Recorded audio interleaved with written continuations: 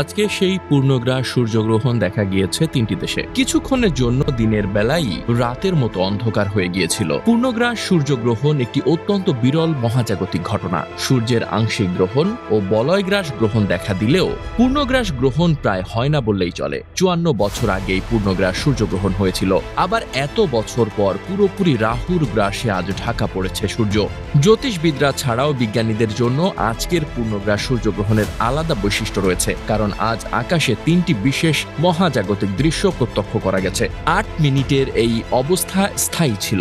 সেই সময় অন্ধকার আকাশে খালি চোখেই দেখা গেছে শুক্র ও বৃহস্পতি। এই 2 গ্রহ পৃথিবীর কাছাকাছি রয়েছে, তবে সাধারণভাবে এই 2 গ্রহকে সবসময় পৃথিবী থেকে খালি চোখে দেখা যায় না। জ্যোতিষবিদ্যা অনুসারে শুক্র হলো সুখ, সৌন্দর্য, প্রেম, ভালোবাসা, সম্পদ ও বিলাসিতার কারক গ্রহ। আবার দেবগুরু বৃহস্পতি জ্ঞান, সৌভাগ্য, ধন সম্পদ, বিয়ে ও ধর্মীয় কাজকর্মের উপর প্রভাব বিস্তার করে থাকে। ভারত ও বাংলাদেশে এই পূর্ণগ্রাস সূর্যগ্রহণ দেখা যায়নি, তাই গ্রহণের সূতক কালও এখানে কার্যকরী নয়।